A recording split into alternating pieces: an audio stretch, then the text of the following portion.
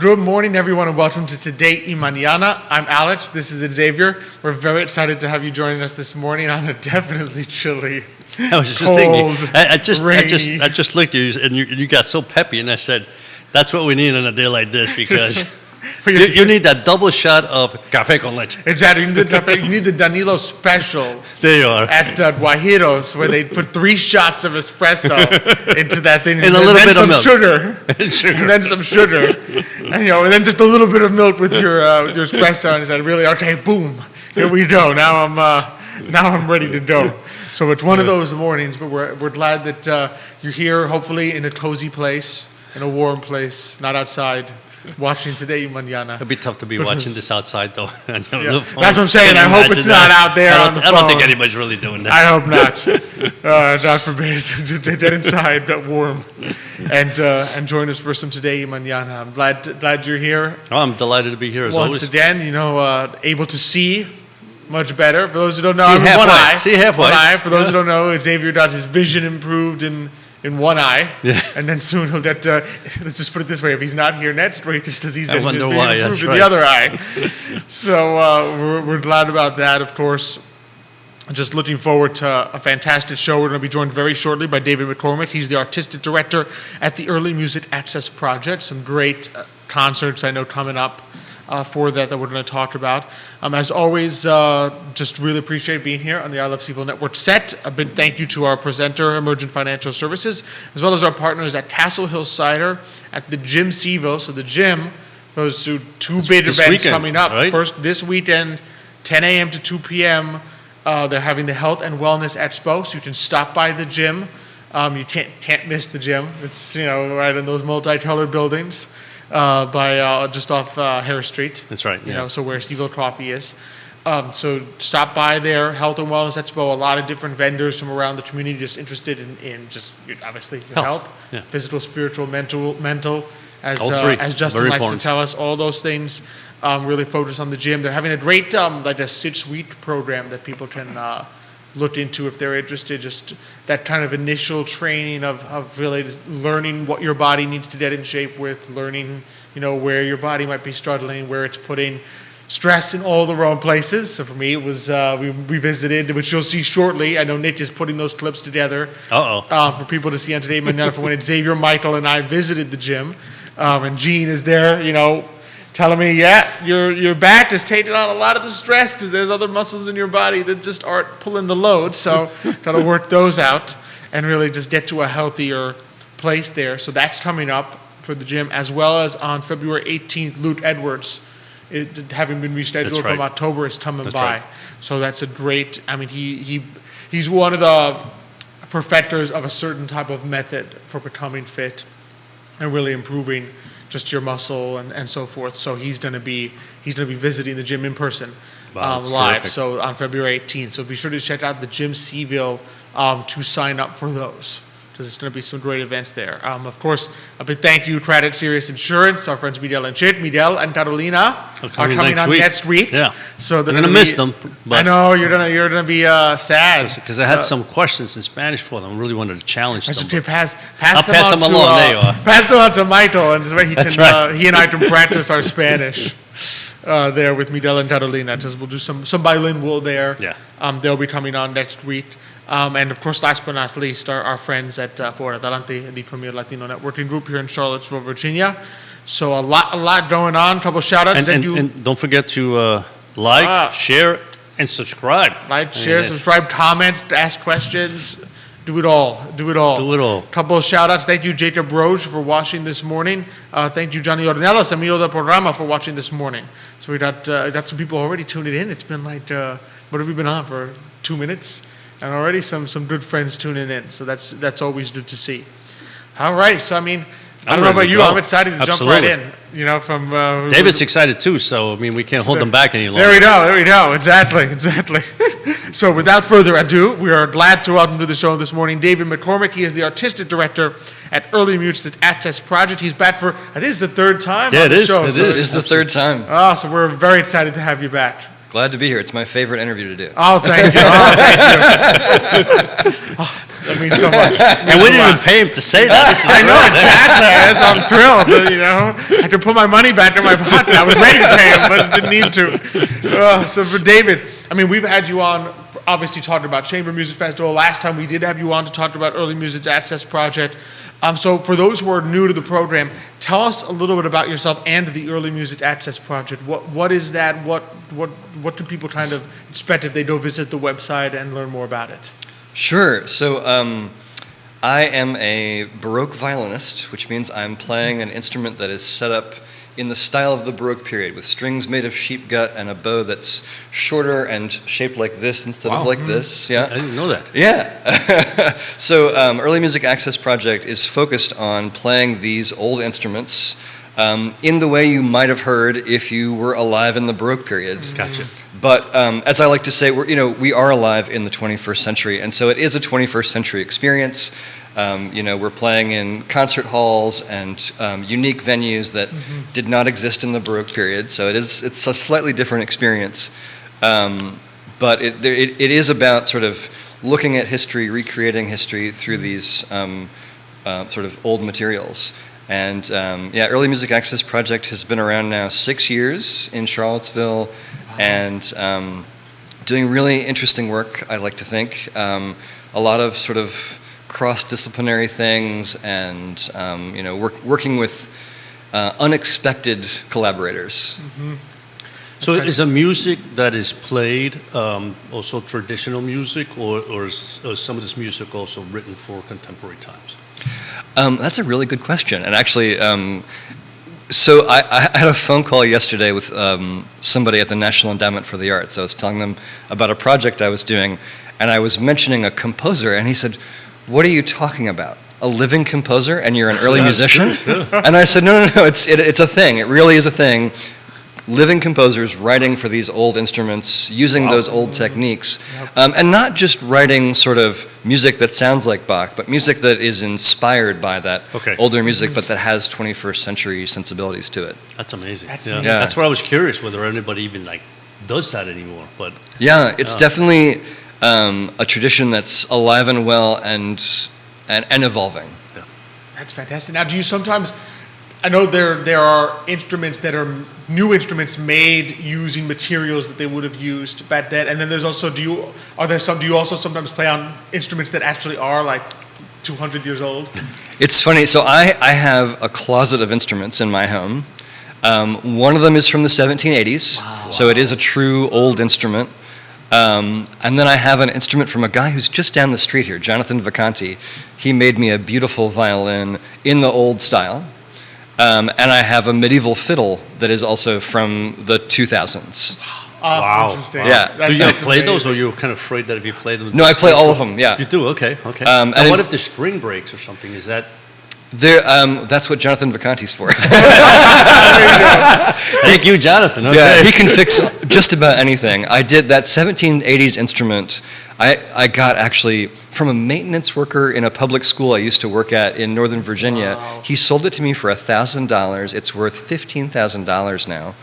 Wow. And it looked like it was about to explode when he gave it to me. There are cracks that have been fixed over hundreds of years. People kept fixing and making it work, which is an indication that it's a special instrument, because otherwise it would have just ended up in a trash heap.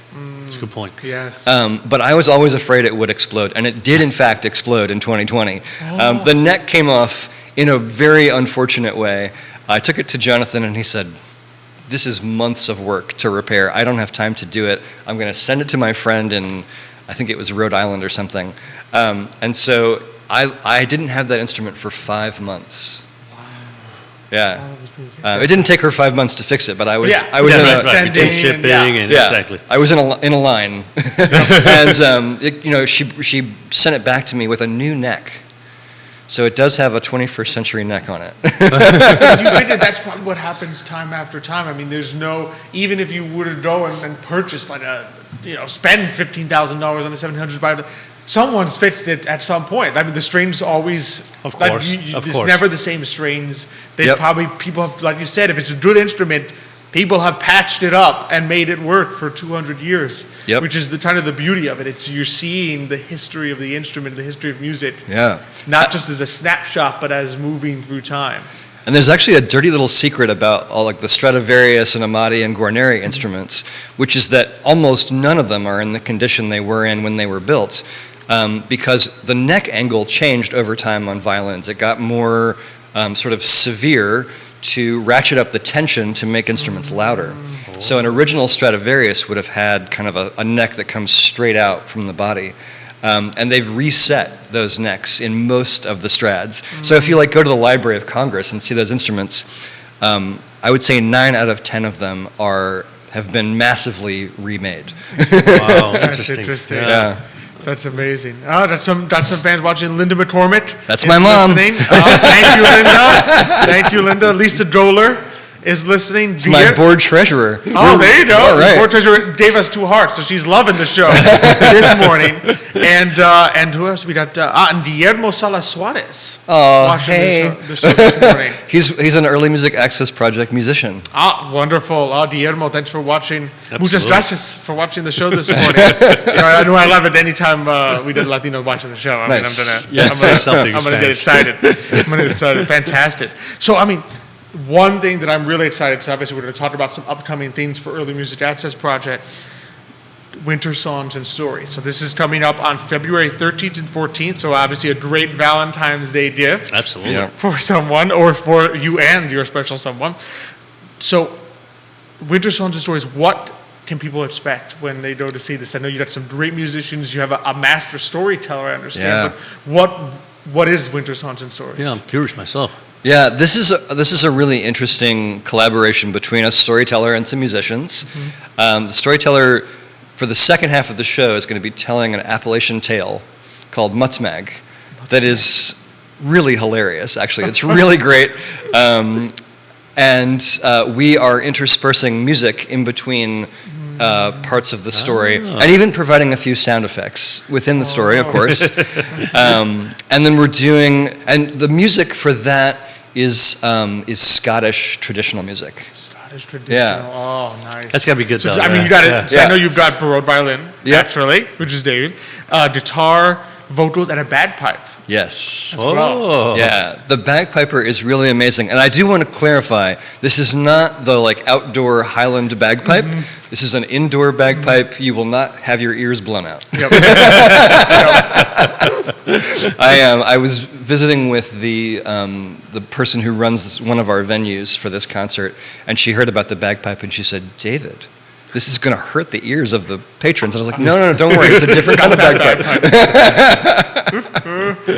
That's amazing. So, the idea of mixing storytelling music, so that might be new to some people who have just gone to concerts where, in today's, you go to the symphony, you just hear music. You go to a to play, theater, you just hear the play. exactly, They probably haven't listened to someone tell them a story since childhood. So what have you found are some of the beautiful parts of that genre mixing? What's is that something historically that used to happen much more frequently than today?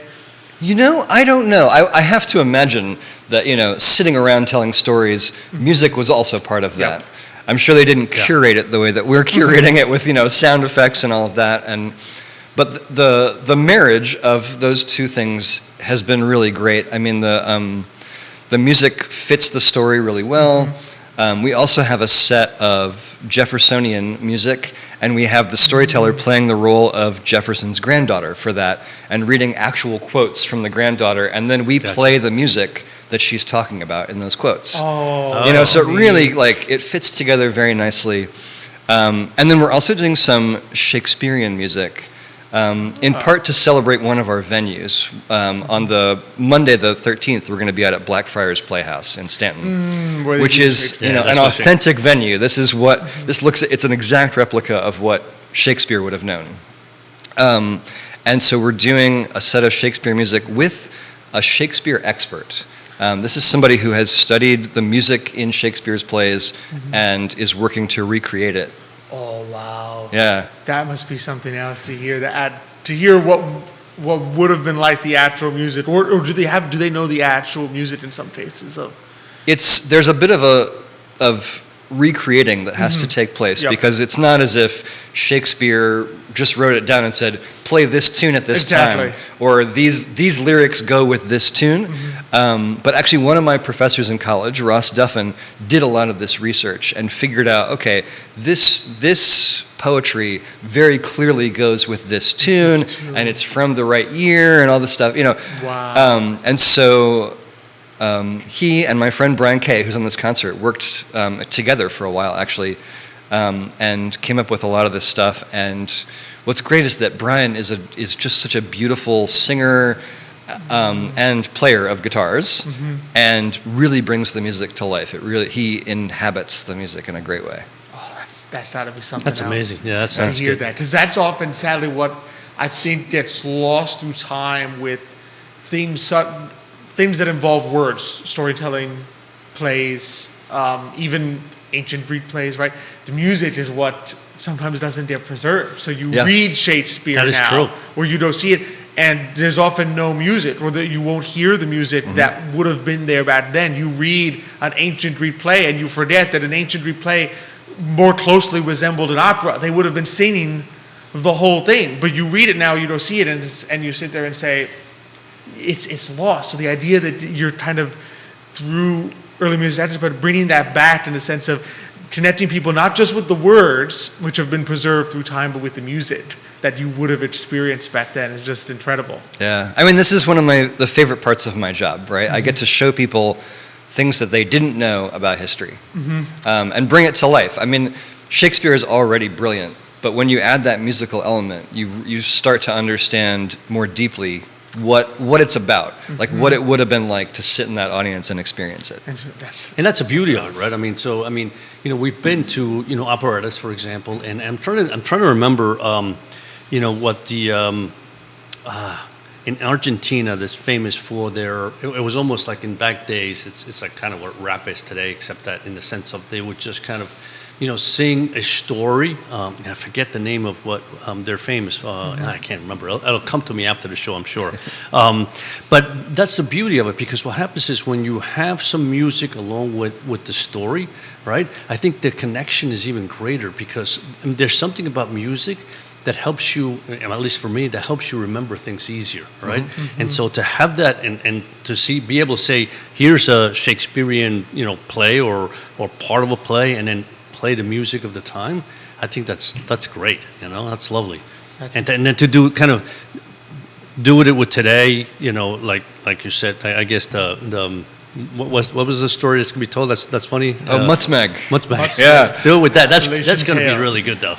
That's Yeah. It does. It already sounds fun. Exactly. Yeah. It's funny already. I mean, And so the storyteller. So Linda says the storyteller is amazing, and Lisa says she is, and agrees with her. So tell us, what do we know about the storyteller who's coming? So she is actually the wife of one of the musicians, and I met her through him, and she's been doing this her whole life. And in fact, this story Mutzmeg is one that I think her family taught her, or she's known it for her whole life. Right. And we did this show last year in Amherst, Virginia, and she did this same story. And towards the end of the show, she accidentally whacked her music stand, and the words went flying. And there was no way to really recover the notebook, right? She could have put the music stand back up, but the words were across the room. So she just told the rest of the story from memory. And she had it. It was all up there. Unbelievable. And it was actually, in a way, it kind of worked out. It made the camera angles better for the recording, and she was, looser and freer with it, and it was brilliant. But yeah, it's in her bones, it's in her DNA. I think there are probably generations of storytellers in her family, Exactly. whether formally or not. That's incredible. Yeah, because you realize that once you have it, once you've been telling it for so long, just the way you tell it can become so masterful. Yeah. it's funny. I always feel like in families, there's always like one or two people that have the ability to remember things either from their childhood, but they have a way to embellish that in such a way that when they tell the story, right, it's funny, and even if the event wasn't like the funniest of all. The way they say it and they're laughing through it, it just makes it hilarious, or makes it funny and makes it enjoyable, right? And that's the beauty, because that's a way for people to learn about, like you would hear from your grandmother, whatever. Now you knew what life was back then, and you heard it in a story, and then to be able to add the music to it, that's even better. Yeah, I mean, this is an Appalachian tale, and it speaks to that culture. Yeah, you really start to understand how they were viewing things.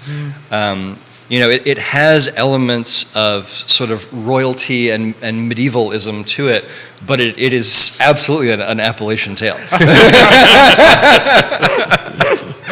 In every sense of the word. Yeah. So is that both on the 13th and the 14th? Yeah, we're doing the same show in 2 different locations. Okay. Once in Stanton, and then the other one is here in Charlottesville. Yeah. If I'm correct. So the one in Charlottesville is at the Stone Chapel, which is on the Church of Our Savior campus over on Rio Road. It's a historic building. It's over 100 years old. It's quite small, so we've only allocated 60 tickets for this concert. So don't wait on that one. 51 of them have sold, so Wow. there are only 9 tickets left for the Charlottesville concert. Blackfriars is a much larger venue, obviously, so we do have tickets left for that. You could even come to the door on the day of the concert. But don't wait for the Charlottesville one if you're thinking about it. It's possible even that we're at 0 tickets now. No, so you better check it out quickly. Don't wait till the end of the show. Exactly. Open another browser. There you go, exactly. You can listen and do it at the same time. Annabelle Hunter watching the show this morning says hi. Hello, Annabelle. Thanks for watching. Thanks for joining us. So, I mean, this is already something incredible to look forward to. But I wanted to also talk a little bit about, last time we had you on, of course, I think it was it Nicholas that was here? We were talking a little about the Fiddler project that you've been working on. And I think there's going to be a culmination of that coming up in June 18th, as a concert. So tell us a little bit about both the project with the Monticello Fiddlers and the culmination that people can look forward to in June. Yeah, so in 2020, I had a fellowship at Monticello to study the enslaved fiddlers associated with Monticello. And some of those fiddlers are Jefferson's sons with Sally Hemings, including Eston Hemings, who was really kind of a famous fiddler in Chillicothe, Ohio. When he got his freedom, he moved to Chillicothe and formed a band there that was one of the most popular bands in Ohio for a couple of decades. And then their cousins, the Scotts, were also fiddlers. So we're talking about 10 or 11 fiddlers who at one point all lived in downtown Charlottesville. Wow. I've done walking tours of downtown Charlottesville to show people where they lived and worked. We're just blocks from where they lived and worked. Wow. That's incredible. Yeah. It's amazing. The Wells Fargo Bank building down here is used to be the Scott family home. And I have a photograph of the Scott family home that was, just a wooden, almost like kind of a 2-story shack. Yeah, right here, right on the downtown mall. So anyway, these fiddlers, I've been studying them for years now, and we've done, online programming about it. There's a film called Black Fiddlers that is inspired by my research.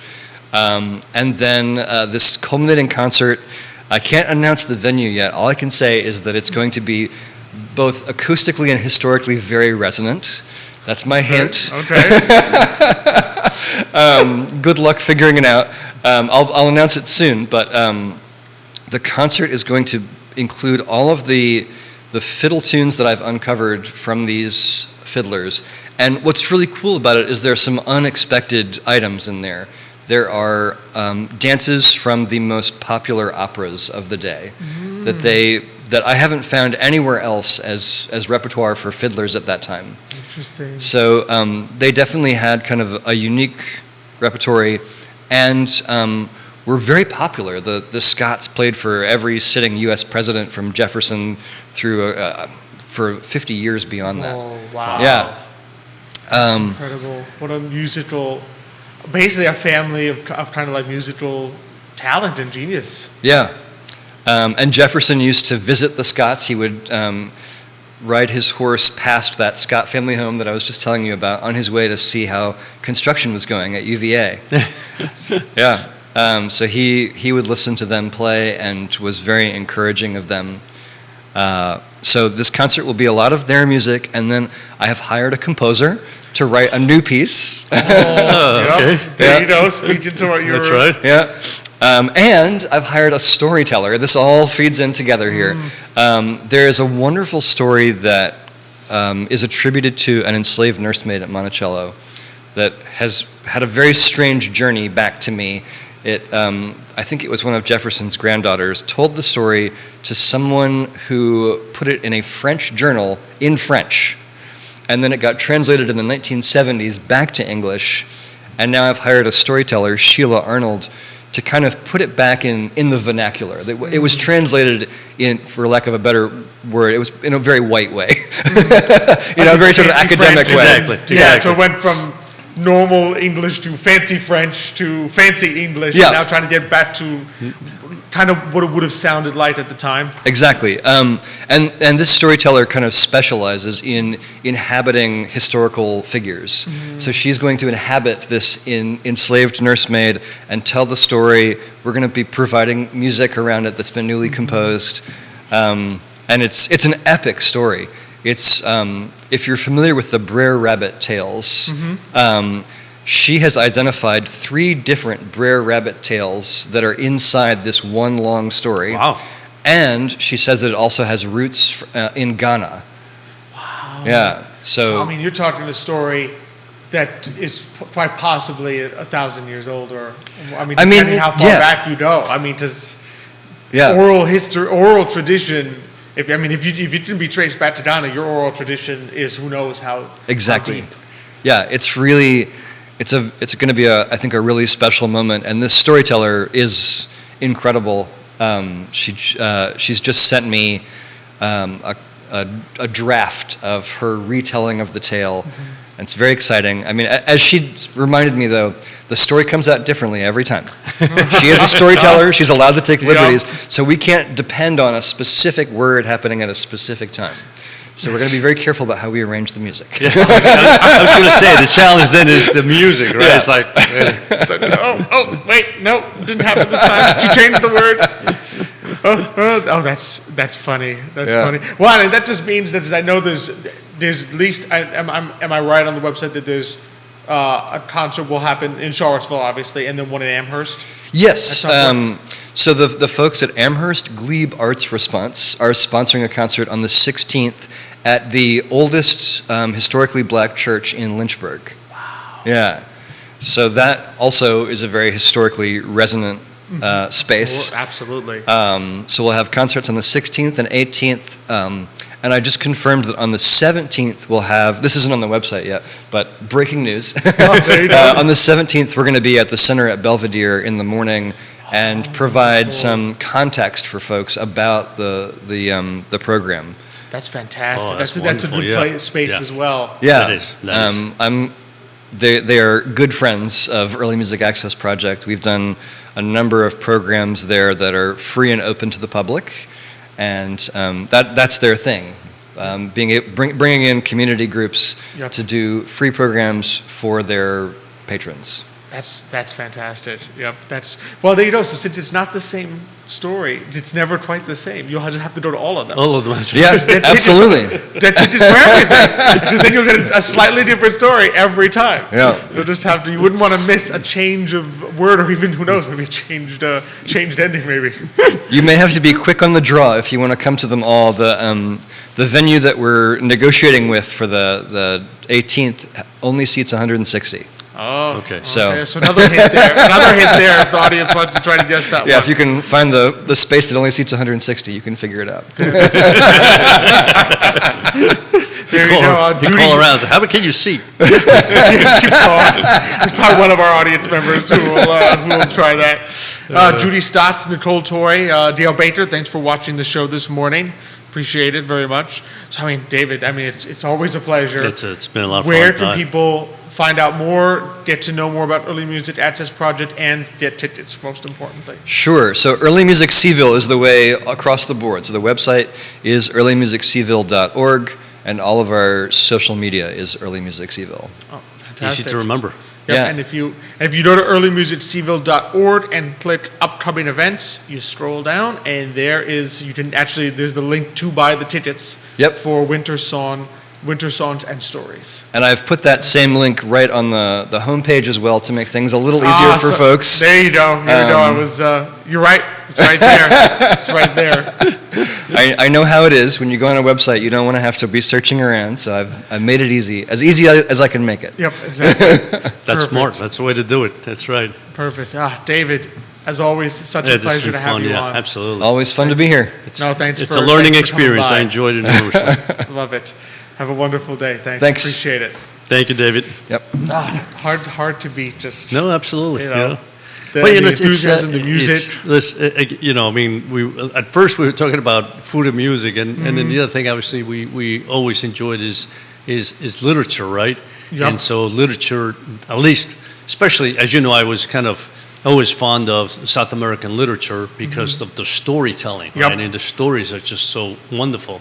And again, here we are telling a story and connecting it to music, right? Having music part of that story, which is wonderful, Exactly. I mean, think about movies, right? Movies without music, right?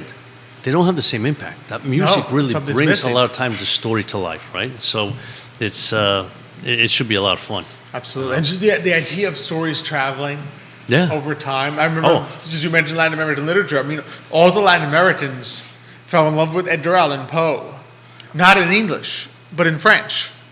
But just Baudelaire translated it. And then somehow it ended up in Latin America. And like, this guy's fantastic. Edgar Allan Poe, he's amazing. But they're reading him in French. That's right. And he had great stories, though, right? I mean, that's the thing. It's like the stories just captivate you, right? They capture you, and it's like, that's what you need. And when you have that, and then you put some music to it, and music from the times, it's a great menu. Yeah, absolutely. To be able to understand and appreciate how people lived and what they thought. Sort of get, like you said, get into their mindset through these stories. Sounds like a fun job, right? It does. It does. You can tell David enjoys it. Absolutely. Which is fantastic. Marceau Marshall, Edwin Burt, Carolyn Franklin, thanks for watching the show. Thanks for liking our show this morning. So, I mean, love just some of our favorite things covered today.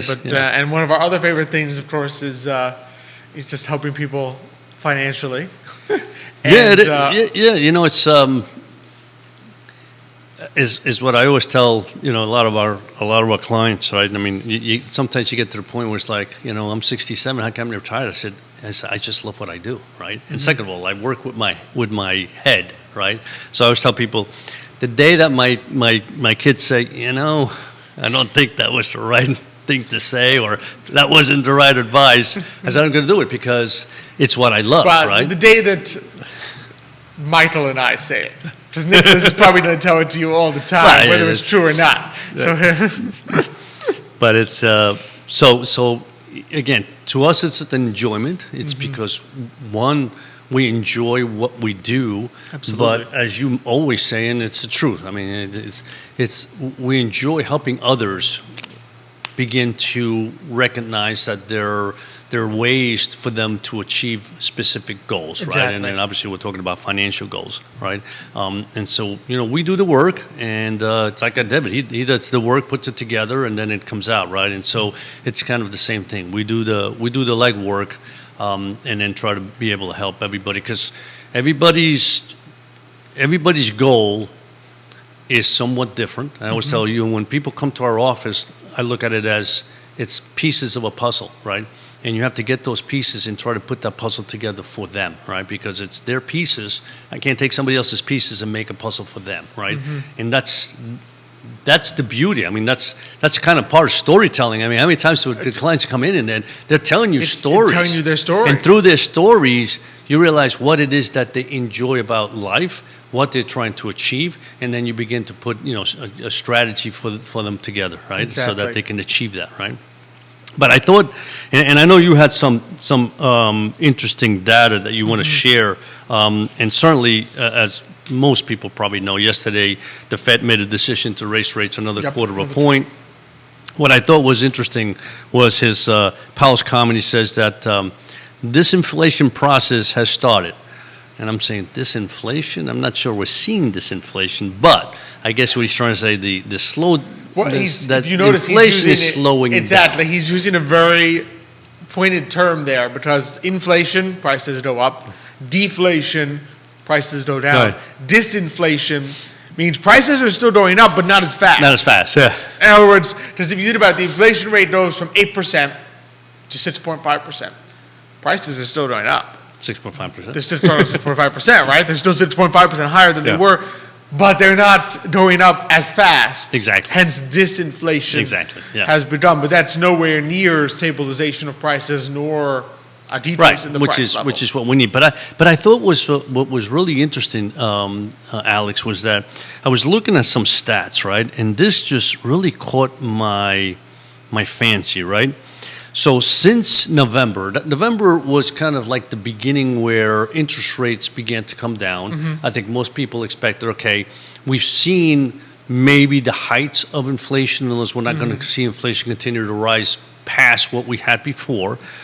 So from like November 3rd to today, for example, the 10-year yield has gone from 4.2% to about 3.5%, right? 3.35%. Which is almost a 1% drop. So that's actually even good for mortgages, right? Because 30-year mortgages are Based off that based number. off the 10-year Treasury, right? So that's actually good, right? But and so what I thought was interesting. So there's an index called the CRB index, which kind of tracks inflation. Well, that index was actually down about 0.8, and of course the majority of that was the fact that energy prices have come down, a little right, bit. for obvious reasons, right?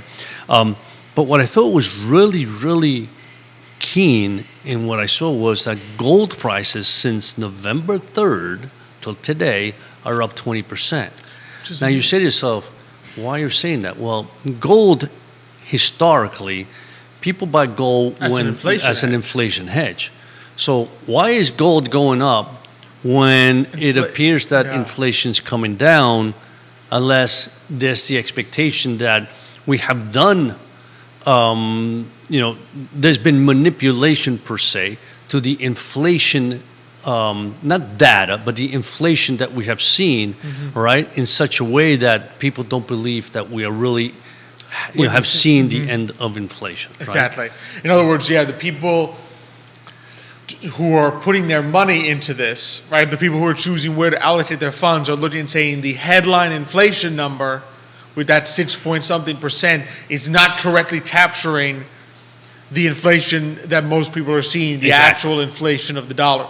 Hence, I'm going to continue to buy an inflation hedge. That's right. Because what else is there to say? Because let's face it.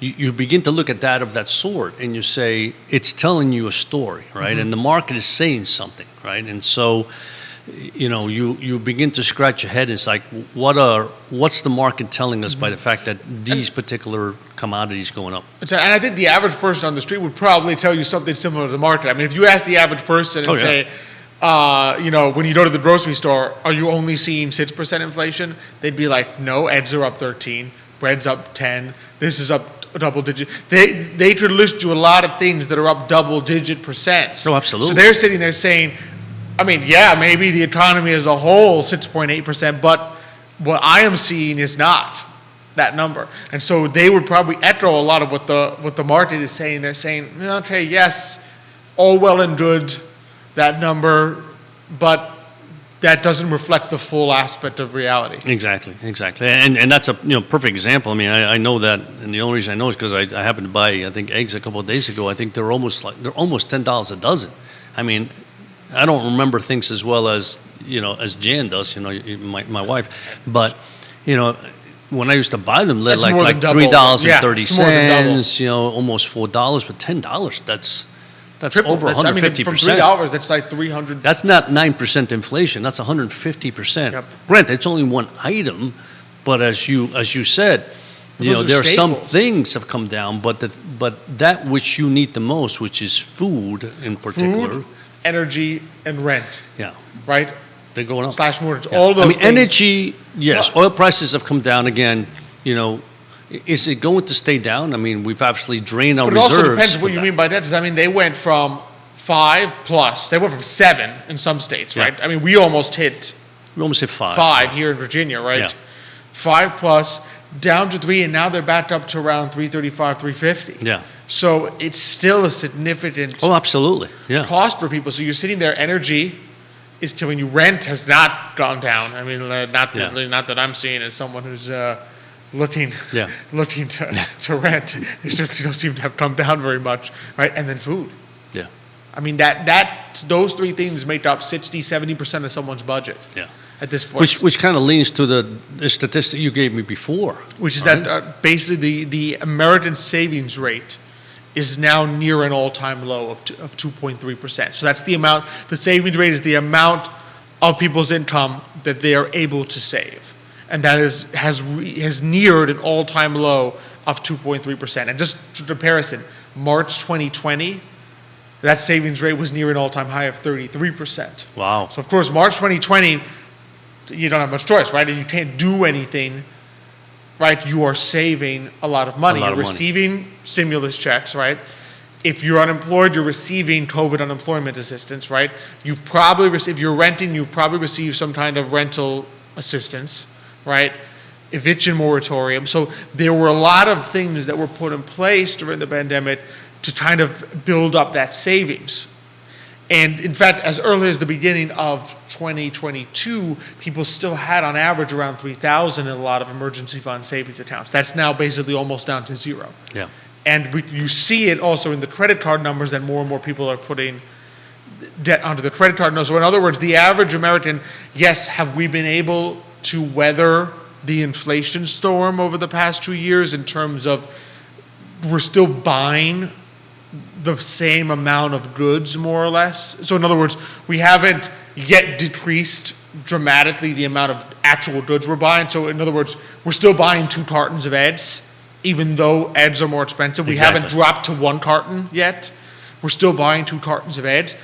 But our ability to do that has now been stretched to its limit. Exactly. In other words, It's the costing savings us. we were using are pretty much gone. Yeah, yeah. What I was able to save in the past, I can no longer save because I need every single penny to continue to buy and I those have 2 cartons drained, of eggs. in other words, I am operating at a deficit. Yeah, And I have now drained my savings. My emergency fund, 57% of Americans do not have enough cash on hand in a savings account, emergency fund, to pay a $1,000 emergency. wow. So I mean, 57% of Americans, if they are struck with a $1,000 emergency, are going to their credit card. Yeah, yeah. There is not enough there. Now, they may pay the credit card back quickly, and they may have the credit card balance for 2 weeks until the next paycheck comes in, but they do not have enough cash on hand without immediately going to their credit card for a $1,000 emergency. Yeah, that's amazing. That's amazing. And so you know, we were talking a little bit about it before and this morning, and those are the challenges that as an investor, right, as a financial person, you have, in the sense that you look at this economy, you say it's an economy that is really struggling, right, in the sense of it seems to do well and boom, you know, for example, I mean, so far this quarter, the economy is growing at 0.6%, which is very, very low, right? And I know, you know, there is a group of economists that believe that we're going to see either a recession or a mild recession in the second half of this year or 2024, right? And there's a group that's saying we probably won't. So, but the data is so confusing because some data says, hey, things appear to be going well.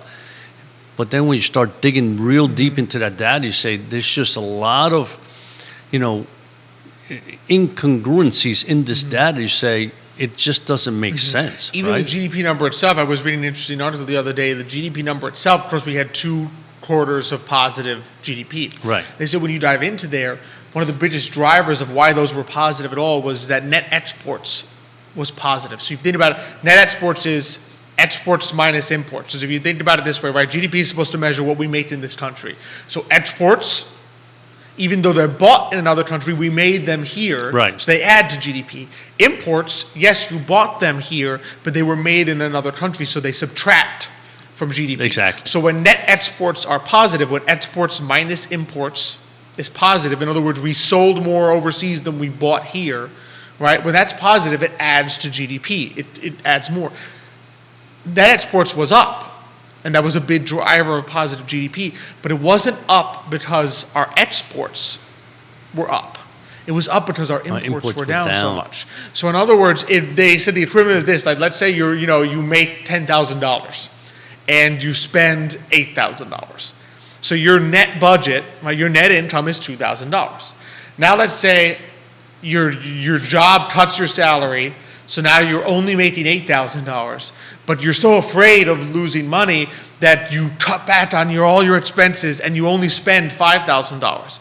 8 minus 5 is 3,000. So at the end of the year, you'd look at the number and say, oh, Alex must have done a lot better this year. He had $3,000 left over. Right. And last year, he only had 2. But in reality, I'm worse in every way. I made less money, and I consumed way less. Exactly. Right?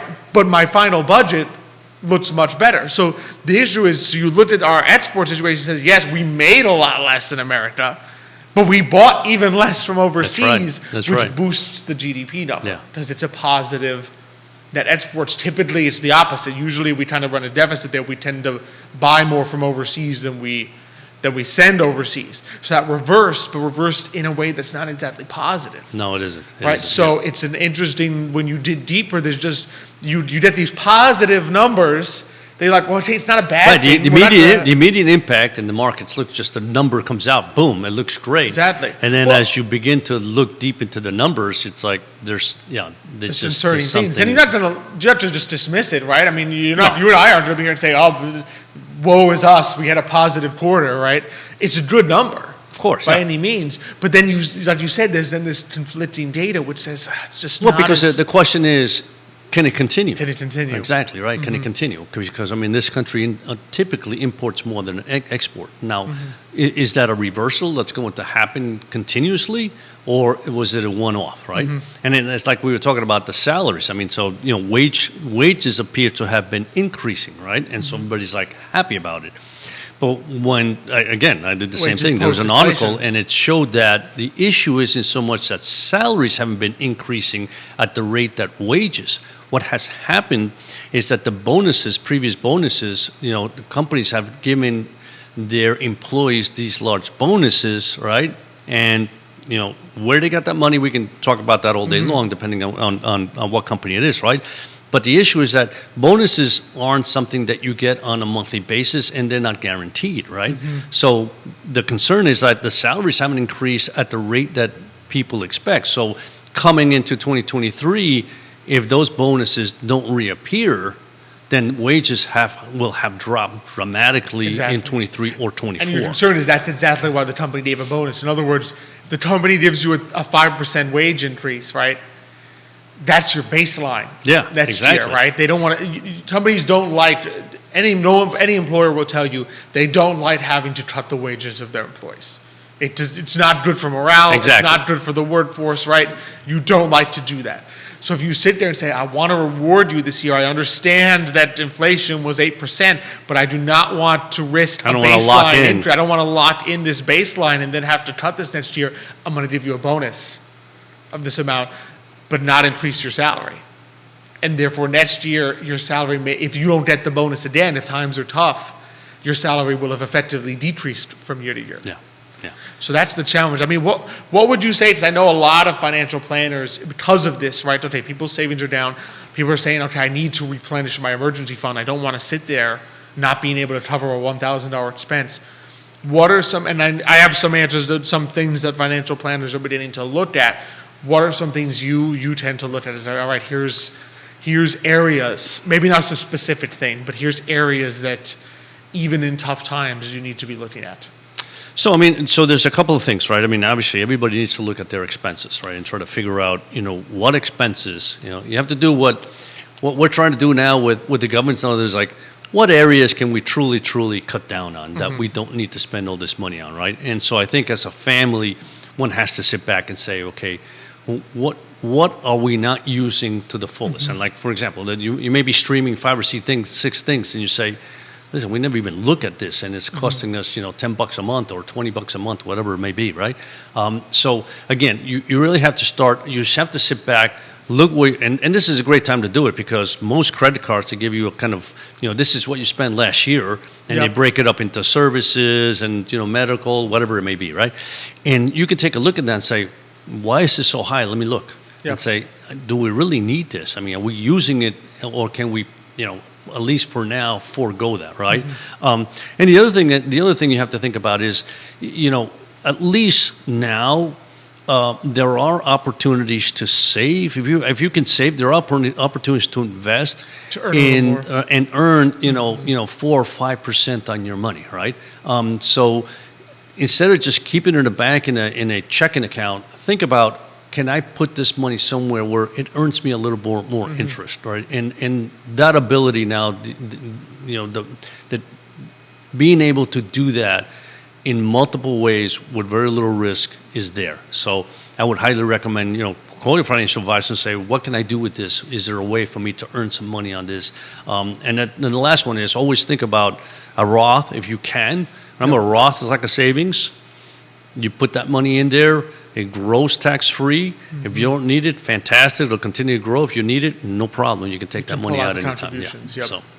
I think those are some keys. And they're saying, a lot of financial planners, obviously, you always have those small expenses that you work on, right?